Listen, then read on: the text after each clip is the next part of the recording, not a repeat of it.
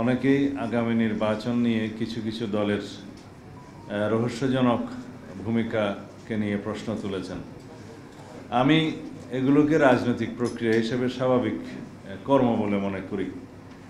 সামনে নির্বাচনকে সামনে রেখে বিভিন্ন রাজনৈতিক দল তাদের রাজনৈতিক বক্তব্য এবং নির্বাচনী কৌশল মাঠে ময়দানে এবং আলোচনার টেবিলে তাদের কৌশল অনুযায়ী উপস্থাপন করবে, এটাই স্বাভাবিক।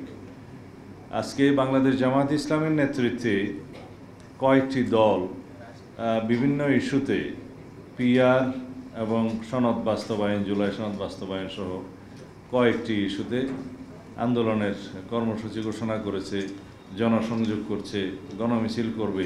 এটা রাজনৈতিক চর্চা, এটা গণতান্ত্রিক চর্চা। এই চর্চা করার জন্যই তো আমরা আন্দোলন সংগ্রাম করে এই অধিকার আদায় করেছি। এটাকে আমি স্বাগত জানাই। যদি মানুষ গ্রহণ করে, তারা তাদের নির্বাচনী ইশতেহারে তাদের এই সমস্ত দাবি উল্লেখ করে আসন্ন নির্বাচনে অংশগ্রহণ করে জনরায় যদি তাদের পক্ষে যায়, তখন তারা তাদের ইশতেহার অনুযায়ী সেটা বাস্তবায়ন করবে। এখানে তো জবরদস্তির কিছু নেই।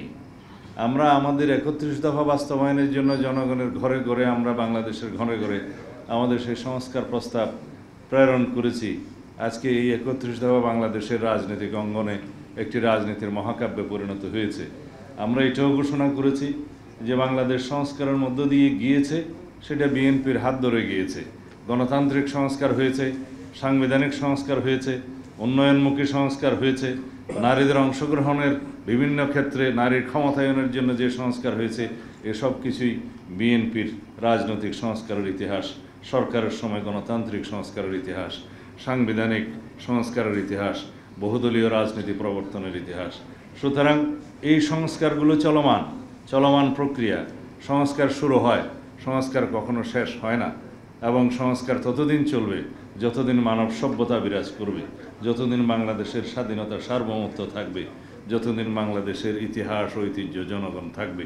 সংস্কারের মধ্য দিয়েই সভ্যতা যায়। সুতরাং কেউ যদি মনে করে এই সংস্কার এখানেই শেষ এবং এই সংস্কার বাস্তবায়নের মধ্য দিয়ে আর কোনো সংস্কার করতে হবে না, সেটা তাদের ভ্রান্ত ধারণা। যারা আজকে পিআর করছে, তাদের উদ্দেশ্য শুধু বলি, যে কয়টা রাজনৈতিক দল নিয়ে আপনারা মাঠে এই সমস্ত বক্তব্য দিচ্ছেন, তারা কারা এবং তাদের সাথে আপনারা যে আন্দোলন করছেন, প্রকাশ করুন তাদের 2024 সালের 7 জানুয়ারিতে কী ভূমিকা ছিল। আমরা জানি আপনাদের অন্তর্ভুক্ত একটি রাজনৈতিক দল, নাম নেব না, আপনারা খুঁজে বের করবেন। তারা জানুয়ারির 7 এই যে আমিডামি নির্বাচনে 2024 সালের 7 জানুয়ারিতে অংশগ্রহণ করেছে। তারা আপনাদের দোসর হয় কিভাবে আন্দোলনে? যারা বিগত 16 বছরে ফ্যাসিবাদী শাসনামলে বাতাস করেছে আওয়ামী লীগের সমস্ত কর্মকাণ্ডে, তারা আপনাদের আন্দোলনের শরিক হয় কিভাবে? তারা বাংলাদেশের মানুষ তাদের মুখোশ চিনে, মুখোশ উন্মোচন করেছে। আমরা মনে করি জনগণকে বিভ্রান্ত করার জন্য আপনারা কোনো আন্দোলন করার সঠিক হবে না বাংলাদেশের এই গণতান্ত্রিক আবহের মধ্যে। আমরা চাই সবাই ফ্যাসিবাদ বিরোধী জাতীয় ঐক্য অটুট থাকুক। আমরা সবাই চাওয়া উচিত ফ্যাসিবাদ বিরোধী জাতীয় ঐক্যকে আমরা সমুন্নত রেখে এটাকে শক্তিতে পরিণত করে চিরতরের জন্য ফ্যাসিবাদী শক্তিকে আমরা নির্বাসনে দেই। সুতরাং আমরা এমন কোনো কর্মকাণ্ড করতে পারবো না যার মধ্য দিয়ে ফ্যাসিবাদের পুনরুত্থান হয় অথবা ফ্যাসিবাদের প্রত্যাবর্তন সহজ হয়, অথবা আমরা এমন কোনো কর্মকাণ্ড করতে পারি না যার ফাঁক ফোকরের মধ্য দিয়ে বাংলাদেশে অস্থিরতা সৃষ্টি করতে পারে। পিআর মানে আমি অনেক সময় বলেছি, এটা পার্মানেন্ট রেস্টলেসনেস, এটা স্থায়ীভাবে অস্থিরতা সৃষ্টি করে, অস্থিতিশীলতা সৃষ্টি করে রাষ্ট্রে। পৃথিবীর যে সমস্ত দেশে এটা এক্সপেরিমেন্ট হয়েছে, সেই সমস্ত দেশের নজির আপনারা খুব দেখুন। আপনারা খুব সম্প্রতি দেখবেন নেপালের রাজনৈতিক পরিস্থিতি, সেখানেও পিআর বিদ্যমান। কখনো স্থায়ী সরকার ব্যবস্থা থাকে না, স্থিতিশীল সরকার ব্যবস্থা থাকে না।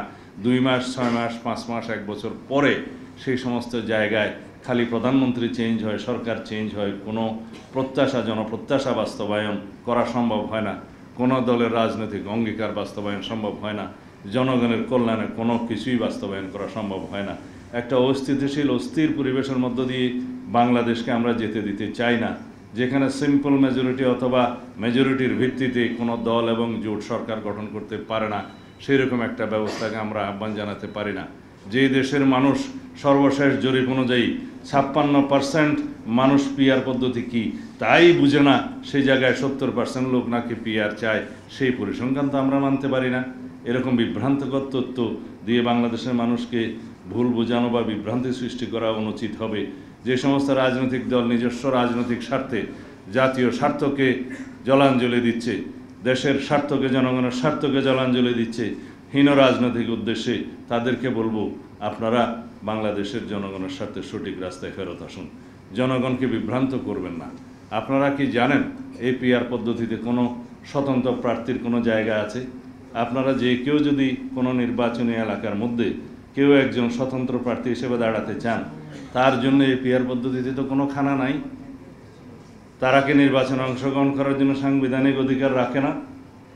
আপনারা পিআর পদ্ধতি মানে সিম্পল যদি বলেন মার্কাতে ভোট দিবে, কে সংসদ সদস্য নির্বাচিত হবে সেই এলাকার মানুষ জানবে না, সেই নির্বাচনী এলাকার মানুষের কোনো অধিকার থাকবে না, তারা যাকে পছন্দ করে ভোট দিবে সে নির্বাচিত হবে। নির্বাচন করবে কে? মার্কাতে ভোট পড়বে, নির্বাচিত হবেন যিনি, তিনি কেবল দলের কেন্দ্রীয় নেতৃত্ব কর্তৃক নির্বাচিত হবেন। দলের প্রেসিডেন্ট, সেক্রেটারি অথবা আমির সাহেব অথবা মজলিসের শোরা নির্ধারণ করবে কোন এলাকায় কে নির্বাচিত হবেন। সেই হিসাবে বাংলাদেশের মানুষের গণতান্ত্রিক অধিকার তো নিশ্চিত হলো না। সেই পদ্ধতিকে আমরা চাই। বাংলাদেশের মানুষ যেই পদ্ধতি 56% মানুষ বলে বুঝেই না, সেই পদ্ধতিকে আমরা চাইতে পারি? তো সুতরাং এই সমস্ত কথাবার্তা বলে জাতিকে বিভ্রান্ত করার চেষ্টা না করাই উচিত। যে পদ্ধতিতে আপনি যাকে আপনার প্রতিনিধিকে ভোট দেওয়ার জন্য বর্তমানে সংবিধান স্বীকৃত আর্টিকেল 65 সাবসেকশন 2 অনুসারে বলা আছে যে প্রত্যেকটা আঞ্চলিক নির্বাচনী এলাকার জন্য জনগণের প্রত্যক্ষ ভোটে নির্বাচিত 300 সংসদ সদস্য লইয়া জাতীয় সংসদ গঠিত হইবে, সেই জায়গায় কেউ কেউ তাদের নেতৃবৃন্দ নাকি বলছে যে সংসদ সদস্য বা জাতীয় সংসদ নির্বাচনের কথা বলা আছে সংবিধানে, কি পদ্ধতিতে হবে সেটা নাকি বলা নাই। বলেই তো দিলাম, অনেক জায়গায় পড়ে দেখতে পারেন, বলছে পিআরে হবে না অন্যভাবে হবে, সেটা নাকি বলা নাই, স্পষ্ট বলা আছে। আর তাছাড়া কেউ যদি পিআর পদ্ধতি চায়, তারা স্বাধীনভাবে তাদের নির্বাচনী ইশতেহারে সেটা প্রকাশ করুক, জনগণের কাছে যাক। জনগণ যদি তাদের ইশতেহারের পক্ষে ভোট দেয়, তখন তারা সেটা বাস্তবায়ন করবে। আমরা স্পষ্টই দেখতে পাচ্ছি বাংলাদেশের রাজনীতির ময়দানে এবং নির্বাচনে অস্থিরতা সৃষ্টি করার জন্য, বাংলাদেশের আগামী জাতীয় সংসদ নির্বাচনকে বিলম্বিত করার জন্য এবং পারতপক্ষে বানচাল করার জন্য যে শক্তি কাজ করছে, তার পক্ষেই এই রাজনৈতিক দলটি কাজ করছে বলে আমাদের সন্দেহ। কারণ বাংলাদেশে যদি নির্বাচন বিলম্বিত হয়, তাহলে ফেসিবাদের উৎপাত হবে আবার, ফেসিবাদের উৎপত্তি হবে আবার, এবং পতিত ফেসিবাদ সুযোগ পাবে আবার। সুতরাং সেটাকে আমরা চাইতে পারি? অবশ্যই না। বাংলাদেশে যদি নির্বাচন বানচাল হয়, তাহলে অগণতান্ত্রিক শক্তির উত্থান হবে অবশ্যম্ভাবীভাবে। সেটা কি আমরা চাই? যদি না চাই, এত রক্তের বিনিময়ে গণতান্ত্রিক অধিকার ফিরে পাওয়ার জন্য আমরা গণ অভ্যুত্থান করেছি, আমাদের সেই অধিকার যেন আমরা বাস্তবায়ন করি। বাংলাদেশের সামনের দিনে যেই জন্য আমরা গত 16 বছর আন্দোলন সংগ্রাম করেছি, যে অধিকার ফিরে পাওয়ার জন্য, ভোটের অধিকার ফিরে পাওয়ার জন্য, সেই অধিকার প্রয়োগের জন্য বাংলাদেশের জনগণ আমরা সবাই উন্মুখ হয়ে আছি। এই অধিকার প্রয়োগের মধ্য দিয়েই বাংলাদেশের গণতান্ত্রিক যাত্রা কার্যকরভাবে শুরু করবে।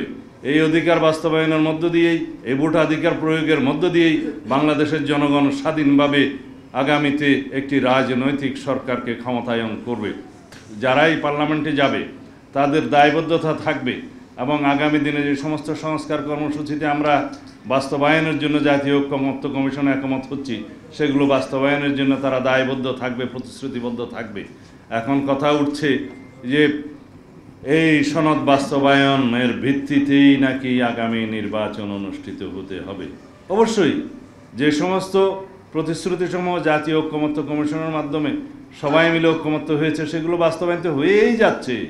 শুধুমাত্র সংবিধানের অংশটুকু, যে অংশটুকু বাস্তবায়নের জন্য পরবর্তী পার্লামেন্টের প্রয়োজন এবং সংবিধান সংশোধনের নির্ধারিত প্রক্রিয়া প্রয়োজন, সেই অংশগুলোতে প্রতিশ্রুতি বাস্তবায়নের জন্য পরবর্তী জাতীয় সংসদকেই দায়িত্ব দিতে হবে। এটা হচ্ছে আমাদের বক্তব্য।